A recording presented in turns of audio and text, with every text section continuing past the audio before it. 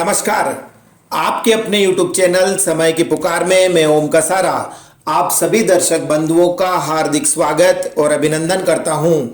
अपराधी कितना ही शातिर क्यों न हो, वो वारदात करने के बाद ढेरों ऐसे सबूत छोड़ ही जाता है जिनकी तहकीकात करने के बाद पुलिस को मुलजिम तक पहुंचने में ज्यादा देर नहीं लगती। अब कोचरिया निवासी विनोद व्यास को ही लें, जिसने 24 जुलाई को सदर थाने में फोन करके बताया कि जोधड़ास फाटक के निकट दो नकाबपोशों ने उसके साथ मारपीट करके 2,20,000 रुपए लूट लिए हैं। पुलिस ने जब तहकीकात करते हुए घटना स्थल के आसपास लगे सीसीटीवी कैमरे खंगाले तो ऐसी कोई वारदात होना नजर ही नहीं आया। यही नहीं, विनोद का कहना था कि वो बैंक से 2 लाख रुपए निकलवा कर लाया था, लेकिन पुलिस ने जब बैंक जाकर पता किया तो मालूम चला कि उसने मात्र 50,000 रुपए ही अपने खाते से निकलवाए हैं। बस फिर क्या था, पुलिस को सारा माजरा समझते देर नहीं लगी। ऐसे में जैसे ही थोड़ी सख्ती बरती कि विनोद टूट गया, वह बोला कि मेरे ऊपर खूब कर्ज चढ़ गया था और लेनदार आए दिन तकाजा कर रहे थे।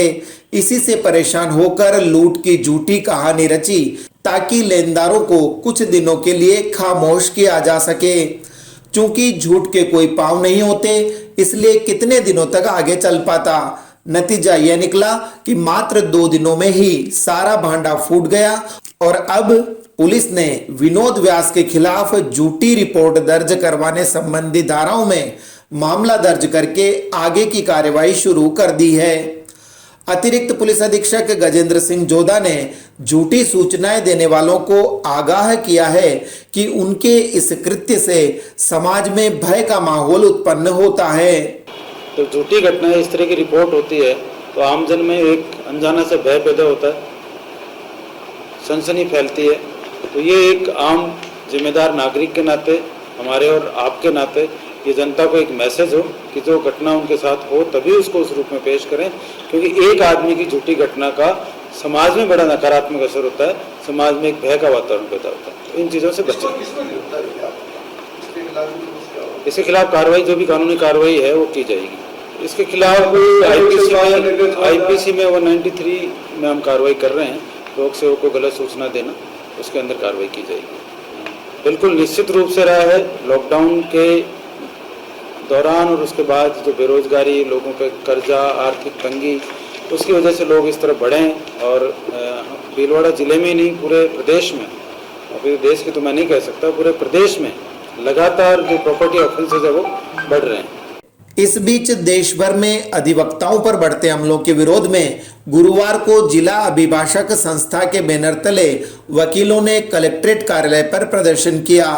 इस दौरान जिला कलेक्टर को प्रधानमंत्री के नाम एक ज्ञापन देकर अधिवक्ता प्रोटेक्शन एक्ट को जल्द से जल्द लागू करने की मांग की गई।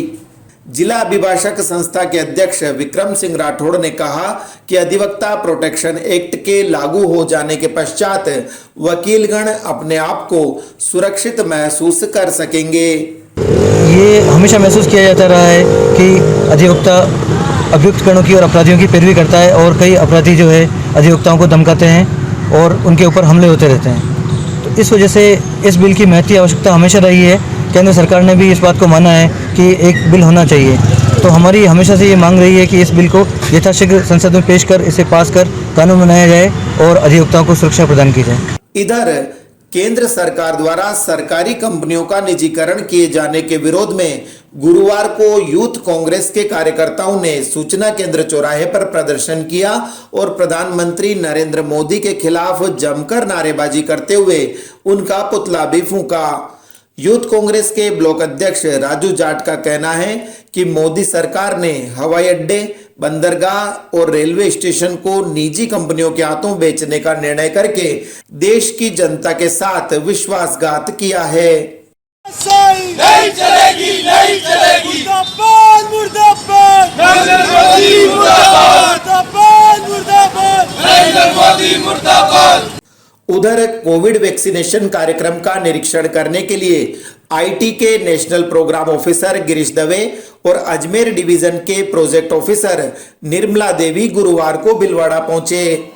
इस दौरान उन्होंने वैक्सीनेशन सेंटर का दौरा करके कोविड वैक्सीन की डोज बुक कराने में हो रही परेशानियों की जानकारी ली और उनका हाथों हाथ निस्तारण करने के लिए उपस्थित कर्मचारियों को आवश्यक दिशा निर्देश दिए।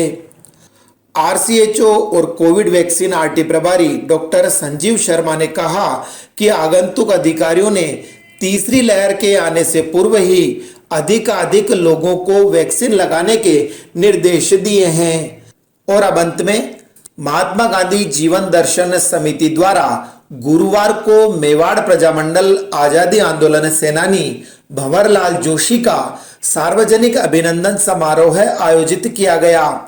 भीलवाड़ा जिले के बिगोद कस्बे के समीप स्थित त्रिवेणी संगम पर आयोजित इस कार्यक्रम में पूर्व मंत्री रामलाल जाट, पूर्व विधायक हगामीलाल मेवाड़ा, प्रदीप कुमार सिंह व कांग्रेस के जिलाध्यक्ष रामपाल शर्मा सहित जिले के कई गणमान्य नागरिक उपस्थित थे। महात्मा गांधी के 150वें शताब्दी वर्ष एवं आजादी के अमृत महोत्सव पर आयोजित इस कार्यक्रम में स्काउट गाइड सहित विभिन्न सामाजिक एवं स्वयंसेवी संगठनों ने पूरी गर्मजोशी के साथ भंवरलाल जोशी का सार्वजनिक अभिनंदन किया। इस मौके पर मुख्यमंत्री अशोक गहलोत द्वारा भंवरलाल जोशी की दीर्घायु की कामना करने संबंधी पत्र का वाचन भी किया गया। कार्यक्रम का सफल संचालन गांधी जीवन दर्शन समिति के जिला संयोजक अक्षय त्रिपाठी ने किया। गांधी जीवन दर्शन समिति की तरफ से सद्भावना जो सप्ताह मनाया जा रहा था, उसके अंदर स्वतंत्रता सेनानी हमारे प्रजामंडल के आदरणीय भंवरलाल जी जोशी साहब का सार्वजनिक अभिनंदन सेवा संघ और गांधी जीवन दर्शन समिति की तरफ से जिले भर की जो हमारे सह संयोजक भाई राजेश जी और सब पदाधिकारियों की तरफ से जो आनंद संपन्न हुआ, वे इसके साथियों का सहयोग रहा। इसके लिए मैं हृदय से सभी का आभारी हूँ। आज जैसे बिरले लोग ही बच्चे हैं, जैसे इस देश की आज़ादी के लिए आम लोगों के लिए हर वर्ग के लिए जो संघर्ष किया, इससे लोगों का सम्मान आदरणीय मुख्यमंत्री अशोक गहलोत जी ने गांधी दर्शन समिति बनाकर जिस तरह राजस्थान में किया जा रहा, आज भीलवाड़ा में इस समिति के अध्यक्ष भाई अक्षय त्रिपाठी जी ने आदरणीय भंवरलाल जोशी जी का जो सम्मान किया, निश्चित रूप से नई आने वाली पीढ़ी में वो विचार जाएंगे जिसमें देश किस तरह आज़ाद हुआ, किस तरह संघर्ष किया लोगों ने, और आज हम किस हालात में हैं, उसमें कांग्रेस पार्टी का कितना योगदान रहा, ये तमाम चीज़ें आने वाली पीढ़ी में रहेगी।